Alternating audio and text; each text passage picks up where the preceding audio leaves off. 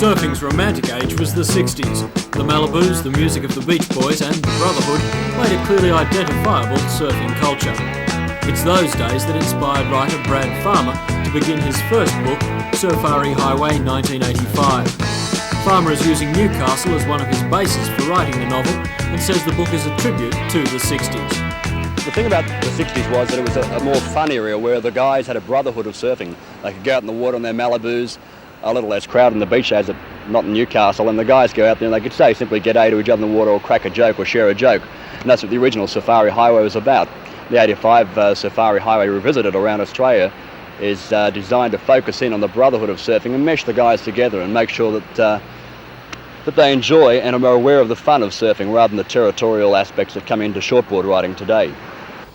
Brad Farmer started surfing on a Malibu at the age of 11. He grew up on Queensland's Gold Coast, but says it's logical that his base is in Newcastle, one of the healthiest surfing areas in the state which boasts 60% of Australia's surfers. Safari Highway began for Farmer in November last year on the Gold Coast, and when he's finished, the book will have taken him from Queensland to Perth along our southern coast. The book is autobiographical, with Farmer becoming the lead character, Jute Bombora, in his coast-to-coast search for the surfer's age-old dream, the perfect wave. It follows through from a book 20 years ago called Safari Highway, which observed a couple of guys in a convertible just shindigging their way around Australia and observing the things to be had around the Australian coastline. As well as a personal adventure story, it'll also be a book that it can be kept in the glove box as a guide to surfing East Coast and West Coast of Australia, following from Nat's original book, Nat Young's East Coast Guide. It'll also have the glossary of surfing terminology from A to Z, the language of surf talk, the bush pigs and the hodads and all the language that the guys use in their travels and so on. And it changes significantly. Newcastle has its own A to Z of surf talk anyway, which I'm learning a lot about, I tell you.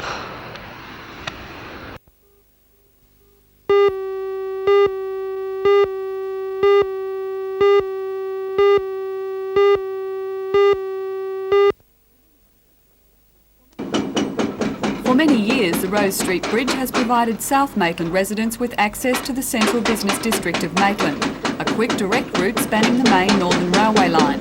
Today, the bridge was demolished. Residents are concerned because there are no plans to replace it.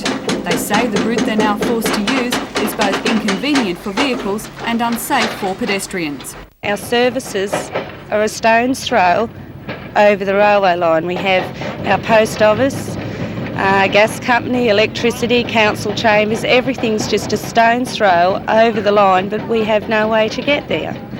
Maitland City Council has been approached over the bridge issue.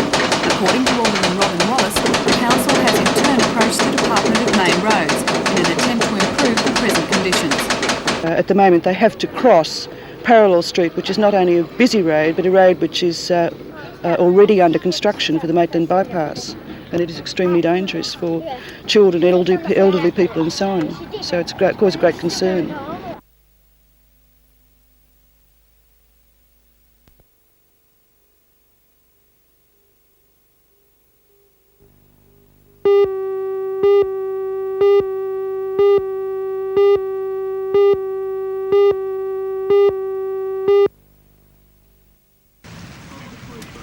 Although floods are not common in the Hunter region, the threat is always there, and it's units like the State Emergency Service that are first on the scene.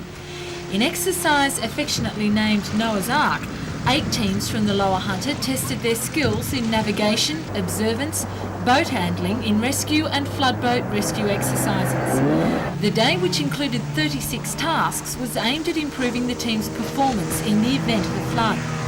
All members of the State Emergency Service are volunteers and are trained for disasters which may never occur.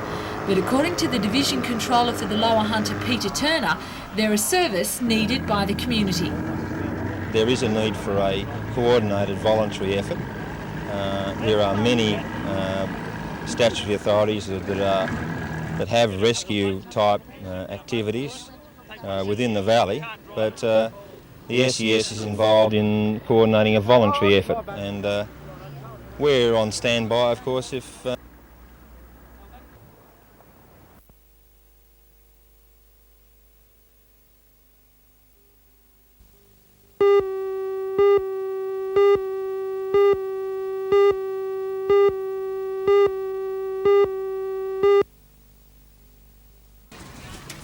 As part of the big sporting weekend, the Mount Hutton Pony Club held their third annual horse festival. More than 200 riders competed in the two-day program, which included 180 events. Judges travelled from as far away as Gunnedah, Tamworth and Dubbo to see the region's best riders show their technique in dressage, jumping and flagging. The Steelworks course at Shortland featured some of the Hunters' master golfers in the North and Northwest regional titles. With a field of 90, the 36-hole tournament allowed local players Ray Carlton, Peter Johnson, Peter Sellop and Greg Gillard to show off their style. Yesterday's triathlon included a 1,000-metre swim, a 28-kilometre cycle track, followed by a gruelling 8-kilometre run, an event which was finally taken out by Paul Bannister. And the region's little athletics were out in full force, showing off their sportsmanship in sprints, walking races and discus. Organisers say that the weekend's event was the first that combined teams from throughout the region to compete together in all track and field exercises.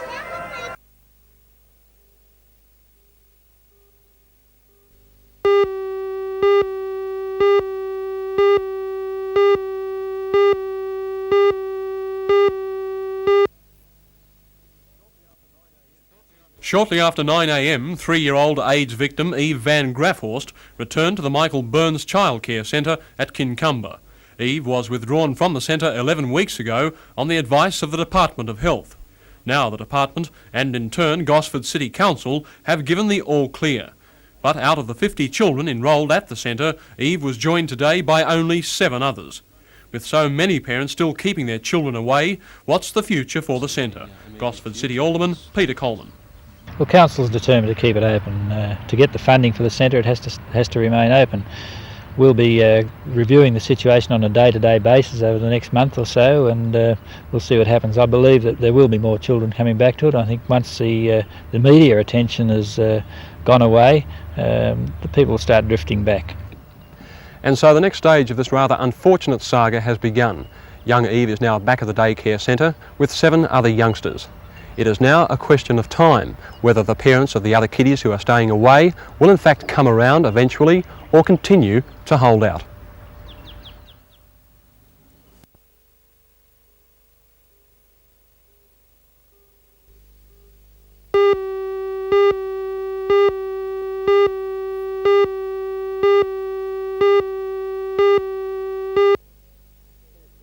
Hasn't it? Yeah, it sure has. I've been very happy with the way it's gone. You know, I've always played rugby league, but the 4 years or 5 years that I did have in rugby union, I was certainly very appreciative of the benefits I got out of that game anyway. But you know, I'll certainly, when I do retire, look back on it and be very thankful that I had the opportunity to play rugby league and play alongside a lot of great players. I suppose the question that the public would like to know more than anything, does Wally Lewis see that he has to prove himself by coming to Sydney football? I've sort of given up all hope of ever getting to Sydney now. You know, I'm quite happy in Brisbane there, and I'll probably play it the next year or two, which I think will finish me up in Brisbane. I'll be quite happy to finish my career there. We have great rivalry these days with the State of Origin matches, which are really a stroke of genius, I think, to put them on. The public seem to be more intent on State of Origin now than perhaps even Test matches. Well, that's right. There's the State of Origin matches are a fever pitch now. You know, it started off in Queensland with the huge crowds up there, and now it's caught on in Sydney, and Sydney crowds are far bigger than the Queensland crowds, which is great for the public, and also the dollar coming through the gate for the Queensland and New South Wales rugby leagues. But you know, it's probably detracted a little bit from the Test series, Australia and Great Britain matches, and which is a little bit unfortunate. But you know, I think until such time that the Great Britain team especially can come back up to the level of Australian rugby league, I don't think we'll see the crowds as big. It's marvellous atmosphere.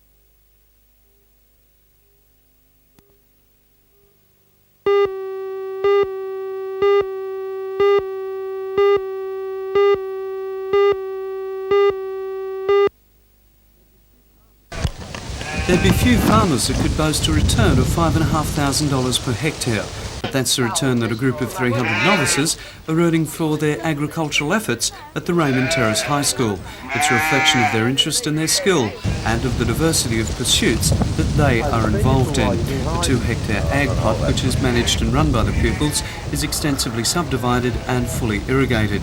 Its naturally sandy-based soil has been given liberal lashings of manure and fertiliser, and the results have been outstanding. It could carry around 50 adult sheep, but currently only runs 20 ewes and 6 angoras.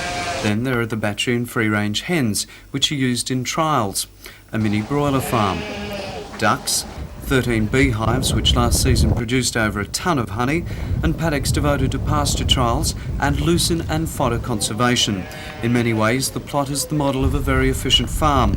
More than that, however, it's the pride and joy of the 300 students involved in the school's agriculture classes, and a reflection of how important the offspring of the electronic video age now view getting back to the basics. We work on a system working through from the soil, through the plants, through the animals, finally to the economic basis. And I think kids probably haven't changed very much. I think they still like to know why things happen and how to make them happen better. Well, most of your pupils here are kids from towns that haven't had a lot of experience with farms. Do you find that this course and studying agriculture changes them? It certainly gives them an idea of what farming is or could be like. It's given them just a better outlook on life, I think. A decade ago, agriculture wasn't considered an academic subject, more just a diversion for farm kids and those that couldn't perform in traditional study areas. Nowadays, it's finding unprecedented support. It's studied as a life system, and with almost a third of all Raymond Terrace High School students involved in it, it's a subject that is also greatly appreciated.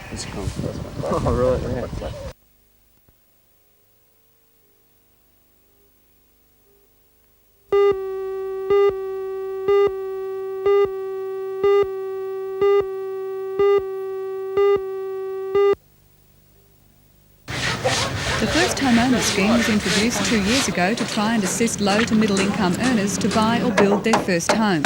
Newcastle has the only office outside of the capital city in Australia. To celebrate its second anniversary today, a successful applicant, John Hinchy of Floraville, was presented with a cheque for $3,000 by the federal member for Newcastle, Alan Morris. Mr Hinchy joins the ranks of more than 1,200 Novocastrians who've been assisted during the past 2 years, with funding totalling almost $6 million. Despite this, the number of applicants has dropped over the past 12 months, so much so that office staffing has been reduced from 2 workers to 1. However, Mr Morris claims some degree of levelling off was inevitable. I think for the first year in particular, we had a great backlog of people who've been looking to buy a house for some years that needed to be satisfied. Now we're finding now that the people who are coming forward now are in fact newer people. They've been thinking about it for less time, and they have less queries, if you like, and the application rate's now stabilising out to a lower rate than in that particularly the first 6 or 8 months, which were bedlam. And I think we're now striking a nice, steady balance.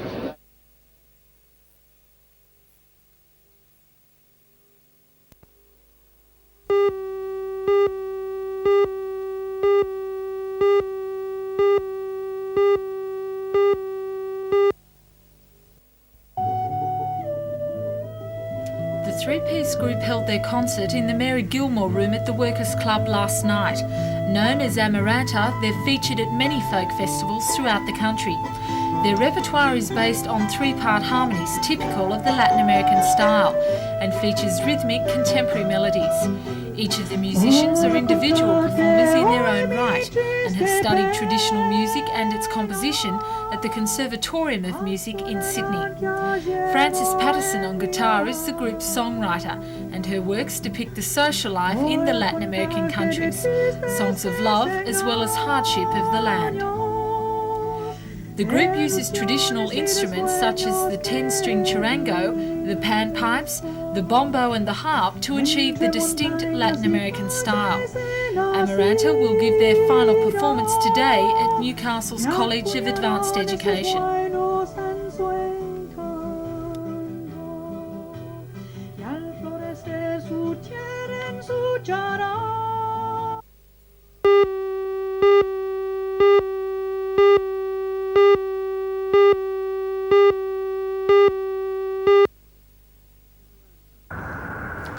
It was around 12 that the hulking Starlifter C141 started its descent on Williamtown. By anyone's standards, the plane is huge. It's 2.5 times the size of the Hercules, and in fact its fuel load equals the all-up weight of the Hercules. It has a range of 12 hours, a cruising speed of 640 kilometres, and an all-up weight of around 160 tonnes. The massive jet transport had left Hawaii 15 hours before and refuelled at Pago Pago around dawn. On board were 7 crew and as well 31 passengers and a wide range of equipment, which will be employed during the Coral Sea 85 exercise, which gets underway next week between the Defence Forces of Australia and the United States. On land, the size of the Starlifter is overpowering.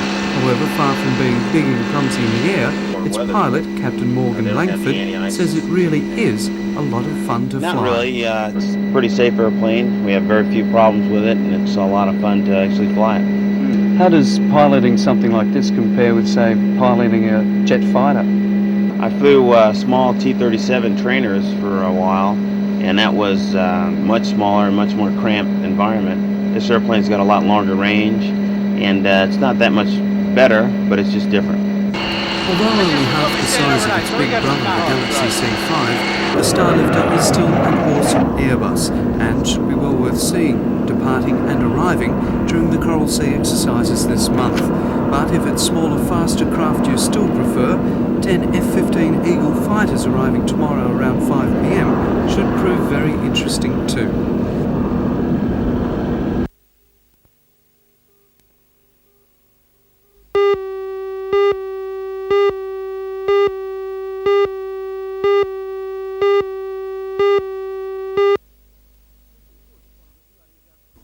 Nicky Wood is one of Australia's outstanding young sportsmen. Already he has a string of surfing titles that would impress any sports watcher. At the age of 8, he was the youngest surfer to win the Newcastle Scholastic titles in the under-15s division. He followed this up in 1981 when he became the youngest surfer to win an open men's event, taking out the Foster's individuals at 10 years of age. Nicky is now 5 times Australian cadet champion, after winning his first at age 12. He's easily Australia's most promising surfer, and possibly the most promising in the world. And so it's little wonder that he was scooped up by the Citizen Watch Company to promote a new surfer's watch. The sponsorship was over 3 years and is for an undisclosed 5-figure sum, said to be the biggest for a junior surfer from a company outside the surfing industry. Nicky is understandably pleased and is gearing up for the BHP Steel on the boil at the moment in November. that you're thinking about? Yeah, there's the big one in Newcastle coming up, the NBN one, and BHP. And a few other contests in West Australia, what I'm looking forward to. You must feel great that someone's got enough confidence in a young bloke like yourself to give them a sponsorship deal. Yeah, it's really good that they've came through with it. It's good.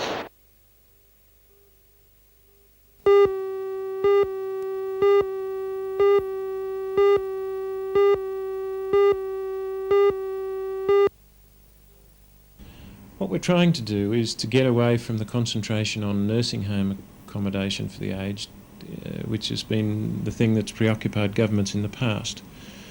We're trying to provide more care for people in their own homes so that they can stay in their homes, in their communities, with the people with their relatives, with the people they grew up with and worked with, where most people, elderly people, want to stay. The Senator's speech was well attended at the Newcastle University last night. The memorial lecture was in honour of Dick Gibson, an acclaimed geriatric physician who pioneered many programs based on caring for the aged and disabled people throughout Australia. According to Senator Grimes, nursing home care has become the accepted norm for care of the aged. He says attitudes like this must change and can only happen when awareness in the community is increased. If we can convince the community that all elderly people frequently need is a little bit of help and a little bit of tolerance, then there won't be any need for them to go into institutionalised care, and that will mean that there will be more beds available for those who really do need care, those who are sick, those who are very frail.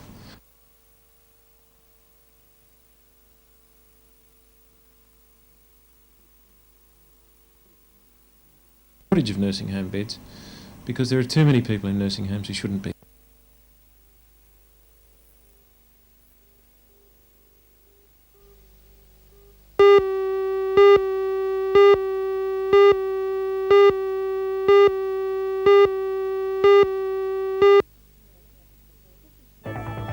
This is Janelle Provost reporting. The Labor Party has decided it's time it entered the Newcastle Lord Mayoral race. Yesterday it called for nominations for the position, which is shaping up to be a keenly contested election. We'll have more details on that story and more tonight on NBN News at 6.